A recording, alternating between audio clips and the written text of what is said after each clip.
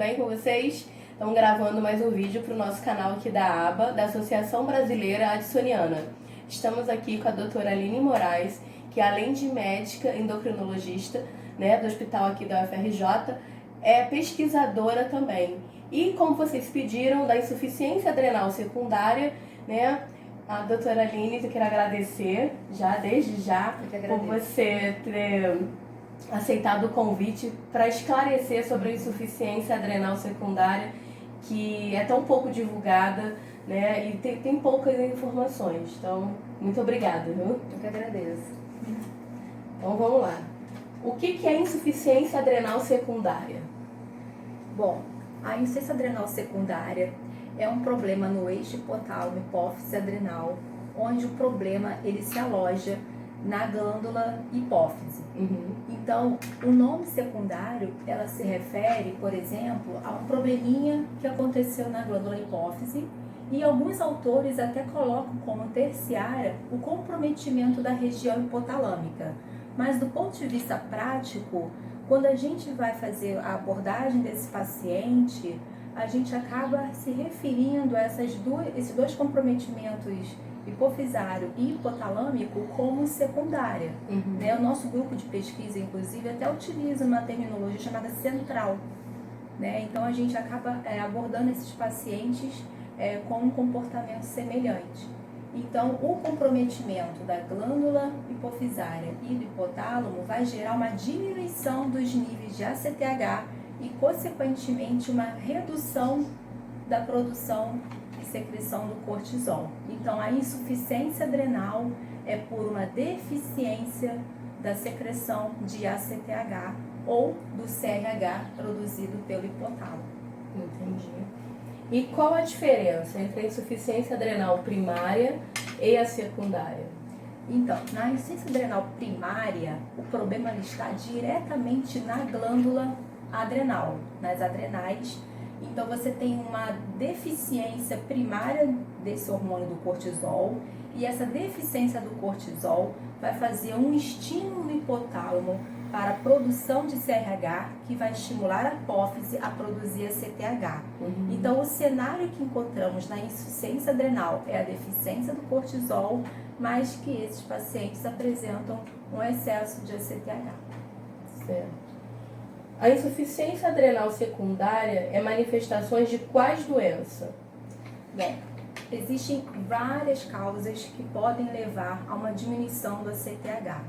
A mais comum que detectamos na nossa prática é o uso crônico de glicocorticoides, seja por diversas indicações terapêuticas, e os profissionais da saúde cada vez mais utilizam o glicocorticoide por conta de ser uma medicação que vai ajudar muitas comorbidades e muitas doenças. Então, quando você faz o uso crônico de glicocorticoide, você está bloqueando o seu próprio eixo hipotálamo hipófise adrenal à produção de cortisol. Então, o excesso de glicocorticoide vai trazer como consequência uma deficiência do cortisol endógeno, aquele que o corpo produz. Agora, existem também outras causas que não o uso excessivo crônico de glicocorticoides. Por exemplo, quaisquer patologias que acometam a glândula hipófise, como, por exemplo, tumores hipofisários ou tumores em volta da célula túrcica, onde fica a hipófise. Você pode ter até mesmo tratamento desses tumores, gerando uma deficiência de ACTH, por você estar retirando também tecido de glândula hipofisária normal. Tratamentos com radioterapia também para esses tumores. Causas vasculares, causas inflamatórias, infecciosas, como também tuberculose, doenças granulomatosas, sarcoidose, xancitose. Então, existem uma série de patologias associadas à deficiência de ACTH. Muito raramente podemos ter deficiência isolada de ACTH, mas em geral a gente tem na prática deficiência de ACTH e também de outros hormônios da hipófise, pois as causas mais frequentes de insuficiência adrenal secundária também acaba levando outras deficiências hormonais. Entendi. E quais outros diagnóstico de insuficiência adrenal secundária, além da síndrome de Sherman, célula vazia e adenoma hipofisário. Bom, a síndrome de Sherman, como você citou, ela é uma consequência de um sangramento da hipófise durante o momento do parto. Então, a mulher, quando tem o seu parto, ela perde muito sangue e esse sangramento pode gerar uma isquemia da hipófise. A falta de suprimento sanguíneo da hipófise pode gerar essa isquemia e por isso você pode ter deficiência desses hormônios. E as outras causas, além dessas citadas, são menos frequentes. Por exemplo, doenças infecciosas, doenças inflamatórias, até mesmo doenças autoimunes na glândula hipófise, caracterizado como uma hipofisite linfocítica. E é importante destacar isso porque cada vez mais os profissionais especializados em tratamento neuroendócrino têm lidado com pacientes em uso de fármacos que podem, por exemplo, causar hipofisite linfocítica. Então, é importante a gente saber ter esse diagnóstico e pensar nisso quando a gente está diante de outras causas de insuficiência adrenal secundária. Uhum. E existe insuficiência adrenal secundária sem tumor na hipófise? Exatamente, existe. A causa mais comum é o uso crônico de glicocorticoides, depois vem as lesões na célula túrcica e outras causas. Por exemplo, a hipofisite linfocítica, ela não é uma causa tumoral, é uma doença autoimune. As doenças granulomatosas, infecciosas, elas causam deficiência dos hormônios, mas você não olha na imagem de hipófise algum tipo de lesão tumoral. E quais são os seus sintomas? Como é a evolução da insuficiência adrenal secundária? Bom, a deficiência do cortisol gera inúmeros sinais e sintomas inespecíficos. E esse é um grande desafio, porque quando não se pensa na insuficiência adrenal, realmente a gente não consegue fazer o diagnóstico. Então, os sintomas são náuseas, vômitos, aparecimento de hipoglicemia, que é bem mais comum na insuficiência adrenal secundária. O paciente pode ter hipotensão, que é bem característico. Então, um profissional que está avaliando um paciente vai ver uma diferença de pressão no paciente que está sentado, no paciente que está de pé, chamado a hipotensão ortostática. Esse paciente pode ter um grau de desidratação. Esse paciente pode ter também outras doenças associadas, então os sinais e sintomas podem ser oriundos das outras deficiências hormonais, por exemplo, como a astenia, por exemplo, em homens que têm deficiência de hormônio masculino, pode ter também quadro clínico de hipogonadismo, como disfunção erétil, diminuição de libido. Então ele tem um quadro não só de insuficiência adrenal, mas também outros pontos associados a outras deficiências hormonais. Mas o que chama atenção é o quadro que você não consegue repor volume naqueles pacientes com náuseas e vômitos refratários à reposição de volume. Entendi. E é possível ter, desde um período com alguns hormônios normais e depois ocorrerem as alterações, sendo detectadas a patologia? Sim, na verdade, a insuficiência adrenal secundária, na maior parte das vezes, ela acontece de forma insidiosa. Por quê? Porque você tem, exemplo, um paciente com uma lesão na hipófise. Você vai ter uma deficiência gradual desses hormônios, muitas das vezes pouco perceptível. Nas mulheres que podem ter deficiência, por exemplo, de hormônio feminino, um dos sinais seria o quê? A menorreia. Então, são sinais de alerta de que você tem alguma coisa na hipófise, que possa ter alguma coisa na hipófise, e com isso você ter um norteio. Mas o que a gente percebe também é que são sinais muito inespecíficos, náuseas, vômitos, mas a questão é a hipotensão postural, que muitas das vezes é pouco relatada pelo paciente. E com isso você vai suspeitar de alguma lesão na hipófise, e aí você vai fazer os exames hormonais e na suspeita laboratorial fazer os exames de imagem. Vamos lá aqui. É importante fazer o teste do ITT para um diagnóstico preciso? O teste do ITT, na verdade, seria o teste de tolerância à insulina. Essa sigla ITT é bem conhecida, né, no nosso mundo científico. A sigla vem do inglês, né, por isso que é ITT.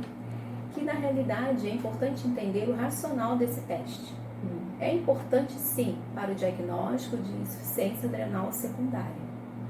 Porque você vai fazer com que o paciente em vigência de uma hipoglicemia, por conta do uso da insulina para o teste, essa hipoglicemia gere uma resposta do organismo para a produção de cortisol.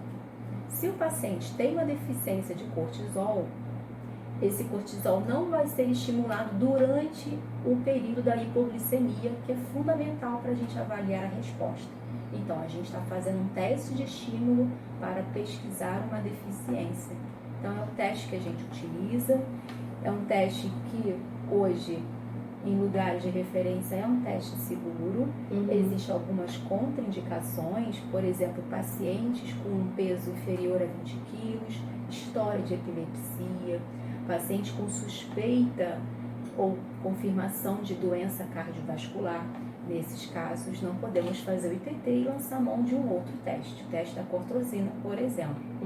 Mas o ITT, ele é importante porque ele vai nos orientar a indicação de fazer a reposição do glicocorticoide confirmada à insuficiência adrenal secundária. E no caso do ITT, as pessoas que já estão fazendo uso da medicação, que fizeram a insuficiência adrenal secundária pela medicação, elas têm que tirar essa medicação para poder fazer o ITT ou não precisa? Bom, primeiramente, se o paciente faz uso crônico de glicocorticoide, é importante estabelecer com ele se é possível ele conseguir retirar a medicação. Essa retirada, muitas das vezes, não é possível porque depende da doença de base que ele está tratando. Então, a gente primeiro precisa interagir com o profissional que prescreveu o glicocorticoide, avaliar se ele tem alguma alternativa para poder a gente lançar mão de um desmame, e esse desmame tem que ser de forma muito bem avaliada para não causar a síndrome da retirada do glicocorticoide. Bom, uma vez que a gente consegue tirar esse corticoide, aí nós podemos fazer o teste do ITT. Então é importante a gente fazer realmente esse diagnóstico, mas se a gente sabe que o paciente, ele fez uma insuficiência adrenal por conta da medicação, do glicocorticoide, também não vamos precisar ter tanta pressa de fazer esse teste, porque a gente primeiro precisa entender a questão realmente da doença de base dele, que o tratamento, muitas das vezes, inicialmente, é o glicocorticoide. Então, você já explicou como é que é o teste do ITT e quais os exames que confirmam a insuficiência adrenal secundária?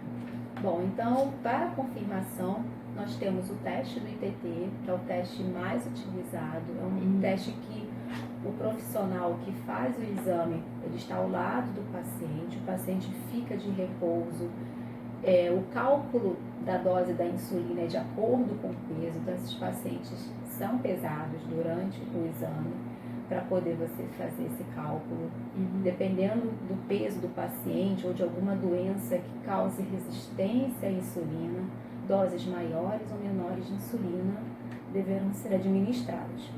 E você vai fazer a dosagem do cortisol e a dosagem da glicose nos tempos de 30, 60, 90 minutos, em vigência de hipoglicemia, por exemplo, abaixo de 40 mg por decilitro. Você faz a dosagem do cortisol e o teste a gente consegue realmente ver a acurácia quando esses valores são atingidos. E aí, com isso, valores superiores a 18 exclui a insuficiência adrenal. Sendo secundária, entre 15 e 18, poderia se repetir o teste para poder confirmar, né? Se nós fazer um outro TT ou partir para um outro teste. E existe algum outro teste para a gente? Isso, existe o teste da cortrosina. Na verdade, é um ACTH sintético que o paciente vai adquirir esse medicamento, e esse medicamento ele vai seguir os mesmos pontos de corte para a confirmação da insuficiência adrenal secundária e nos mesmos tempos que são feitas as coletas de glicose e de cortisol. Então é uma alternativa, mas é um teste pouco disponível por a gente precisar adquirir a medicação, o paciente tem que comprar a medicação. Então, e na realidade, para ter uma acurácia maior, você até pode lançar mão desse ACTH sintético, onde você dilui a medicação. Por exemplo, você tem a medicação com 250, você pode diluir e colocar para 1 micrograma. Só que isso demanda um certo trabalho e ainda é pouco prático, sabendo que a gente poderia lançar mão do ITT na maioria dos casos. E essa medicação é encontrada no Brasil ou tem que importar? Tem que importar. E qual é o tipo de medicação usada na insuficiência adrenal secundária? Bom, primeiramente, reposição de glicocorticoide, uma vez confirmada a deficiência realmente desse eixo. A reposição de glicocorticoide é importante para a gente restaurar a função realmente do cortisol no organismo. Essa dose do glicocorticoide tem que ser muito bem ponderada. É claro que pacientes recém-operados de tumor hipofisário, muitas das vezes você pode iniciar uma dose um pouquinho maior do glicocorticoide, depois, ao longo do tempo, ir fazendo a diminuição, mas em geral, entre 2,5 e 5 miligramas que nós temos disponível de prednisona para reposição por tempo indeterminado. Tá ótimo. Essa dose é importante destacar, né, que é uma dose administrada pela manhã, para justamente seguir o ritmo circadiano do cortisol, do ACTH, então preferencialmente a dose diurna. E as pessoas que fazem o uso da hidrocortisona, seria mais ou menos que dose? Bom, a hidrocortisona, né, você tem a dose entre 25 e 50 miligramas, e nesse caso a hidrocortisona, ela precisa ser administrada pelo menos 2 vezes ao dia, né, com uma dose pela manhã, outra dose no final da tarde, para também ter a restauração dos sinais, melhor dos sinais e sintomas do hipocortisolismo.